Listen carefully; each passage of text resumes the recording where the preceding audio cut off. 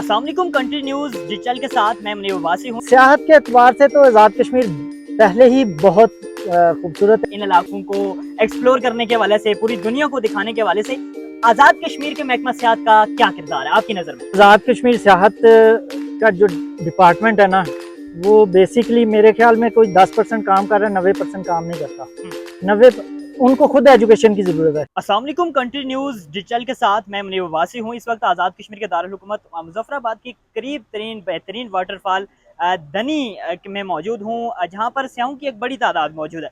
नाजरीन, बात करें आज़ाद कश्मीर को बतौर सियाहत देखा जाए तो एक टूरिज़्म के हवाले से देखा जाए तो पूरा आज़ाद कश्मीर ना सिर्फ पाकिस्तान बल्कि पूरी दुनिया में सियाहत के एतबार से एक अलग मुकाम रखता है, जहाँ पर चाहे गर्मियाँ हों या सर्दियाँ हों, स्याहों की एक बड़ी तादाद पाकिस्तान से और आज़ाद कश्मीर के लोकली सियाह भी यहाँ पर आते हैं, आज़ाद कश्मीर में विजिट करते हैं।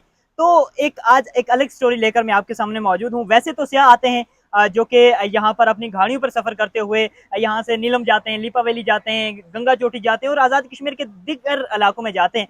लेकिन आज जो स्टोरी मैं आपके सामने लेकर आया हूँ, ये जो सफ़र है ये 1 जुलाई से शुरू हो चुका है और योम आज़ादी पर यह सफ़र इख्तिताम पजीर होगा। मेरे साथ मौजूद हैं टूरिस्ट कदीर गैलानी साहब। उनसे जानते हैं, सर ये आपने जो सफ़र शुरू किया है, यकीनन आज जो है वो उसको काफ़ी दिन बीत चुके हैं और आगे का भी सफ़र भी आपने करना है, तो अभी तक का सफ़र कैसा पाया आपने?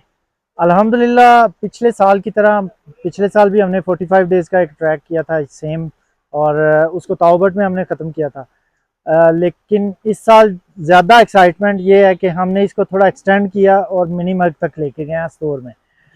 ये हमारा ट्रैक जो है कोटला बाग से स्टार्ट होता है और इसकी हदूद जो है वो इंशाल्लाह गिलगित बल्तिस्तान में ख़त्म होंगी। ट्रैक के हवाले से बताता चलूँ कि खूबसूरत मौसम, खूबसूरत मालियाँ, खूबसूरत ढोकें घूमते अच्छा, हुए हम अभी यहाँ अभी आए तक हैं। जैसा कि आपने सफ़र शुरू किया है, अभी तक कौन-कौन से इलाके आपने सर किए हैं और कहाँ से होते हुए इस वक्त आप दनी नौशेरी के करीब मौजूद हैं?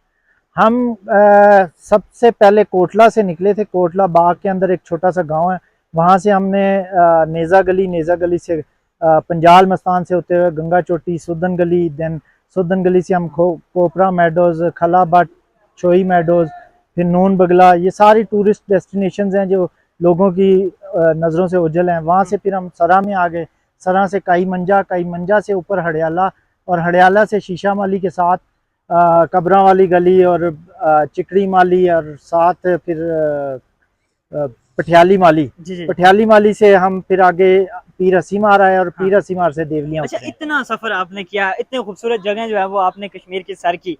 तो बतौर सियाहत के एतबार से आज़ाद कश्मीर को कैसे देख रहे हैं आप? सियाहत के एतबार से तो आज़ाद कश्मीर पहले ही बहुत खूबसूरत है। आज से 500 साल पहले की हिस्ट्री है कि यहाँ टूरिज़्म होती थी, ठीक है, जब कंबाइन एक रियासत होती थी जी। कश्मीर। तो सियाहत के हवाले से ये कश्मीर जन्नत नज़ीर भी है, हुँ। ठीक है। लेकिन कुछ चीज़ें हैं जो बेसिकली बताने वाली हैं, जिनकी मदद से सियाहत को ज़्यादा बेहतर किया जा सकता है और बेहतर तरीके से हम लोगों को फैसिलिटेट भी कर सकते हैं। और जो पाक कश्मीर के छुपे हुए जेम्स हैं उनको हम लोगों के सामने उजागर कर सकते हैं, अगर उसमें हम इंफ्रास्ट्रक्चर को बेहतर कर सकें और साथ साथ ये जो बेहंगम हुँ। टूरिज्म हो रही है उसको बेहतर कर सकें। अच्छा, मुझे ये बताइएगा, जो टूरिस्ट आते हैं वो सारा साल जो है वो आज़ाद कश्मीर की जानिब आते भी रहते हैं। यहाँ पर गाड़ियों के ऊपर सफ़र करते हैं। तो मुझे ये बताइएगा, गाड़ी के ऊपर टूरिज़्म को एन्जॉय करना और साथ में पैदल सफ़र करके इस बड़ी खूबसूरत आज़ाद कश्मीर की जगह देखना, ये इनमें डिफ़रेंस क्या है और इस डिफ़रेंस को आपने कैसा पाया? सर ये बहुत ही बड़ा डिफरेंस है। ये एक कल्चर का, एक सकाफत और एनवायरनमेंट, हर चीज़ का एक डिफरेंस है। इसमें जो लोग सड़क पे आ रहे हैं बेशक वो भी सियाहत कर रहे हैं, लेकिन वो सियाहत की सबसे, मैं समझता हूँ, लो कैटेगरी है। अगर आप हाई प्रोफाइल कैटेगरी में आते हैं ना, तो ये यही है कि आप हाइकिंग करें और पहाड़ों में उन जगहों पे जाएं जहाँ पे आपको वो लोग मिलेंगे जो बेजा आपकी मदद करेंगे, ठीक है।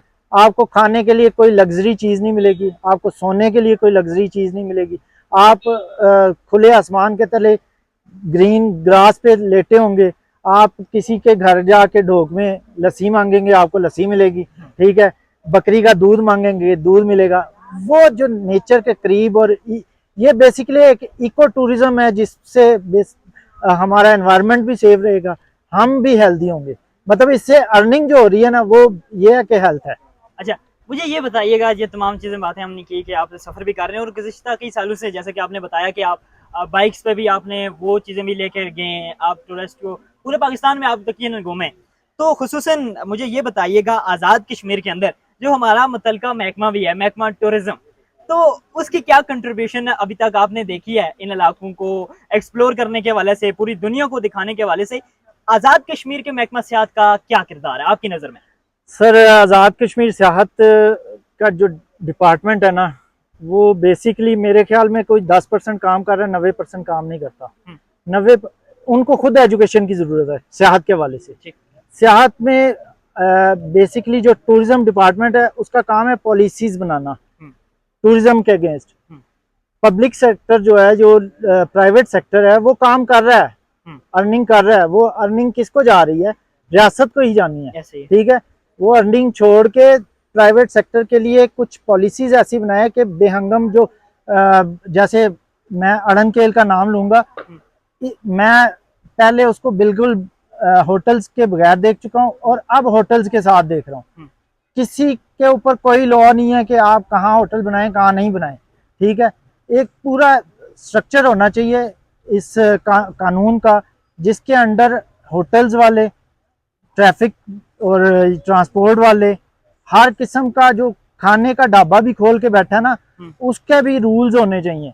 रूल्स के बगैर कोई भी काम करेंगे और वो इसी तरह गंद मचेगा जो इस वक्त मच रहा है, ठीक है। और जो ग्रीनरी और जो हम एनवायरनमेंट को तबाह कर रहे हैं, साथ साथ सकाफत को भी तबाह कर रहे हैं, ठीक है।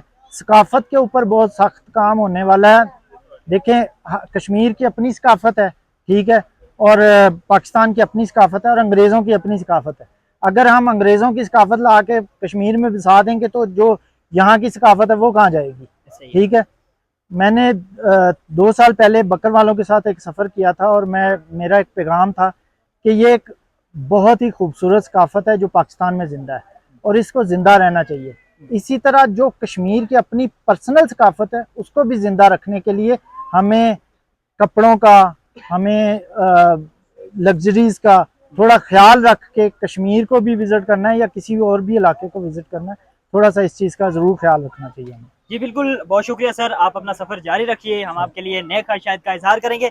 जी बिल्कुल, आज हमने यहाँ पर जो एक टीम के हमरा यानी 1 जुलाई से उन्होंने अपने सफ़र का आगाज़ किया, और यौम आज़ादी यानी कि 14 अगस्त तक इनका ये सफ़र जारी रहेगा, और बड़ी अच्छी बात है क्योंकि ऐसे ही लोग टूरिज़्म को फ़रोग़ भी देते हैं, और ख़ुसूसन ये वो काम कर रहे हैं जो मुतलका महकमे को करना चाहिए। जो आज़ाद कश्मीर का एक पूरा महकमा है, एक पूरा सेटअप है, वो उनका काम ये ऐसे लोग कर रहे हैं जो कि पैदल हाइकिंग करके आज़ाद कश्मीर के ऐसे खूबसूरत इलाकों को दुनिया के सामने ला रहे हैं, जो कि अभी तक तमाम लोगों की, पाकिस्तान भर समेत दुनिया भर के लोगों की नज़रों से भी ओझल हैं। बहरहाल महकमा टूरिज़्म को इस बारे में सोचना चाहिए, खुसूसन ऐसे लोगों की, ऐसे लोगों को प्रमोट भी करना चाहिए, और ऐसे लोगों को महकमा टूरिज़्म जो है वो खुसूसन सपोर्ट करे, ताकि आज़ाद कश्मीर के छुपे जो इलाके हैं वो सारी दुनिया तक आ सकें। तो आज के प्रोग्राम में मुनीब अब्बासी को दीजिए इजाज़त, अल्लाह ने के बाद।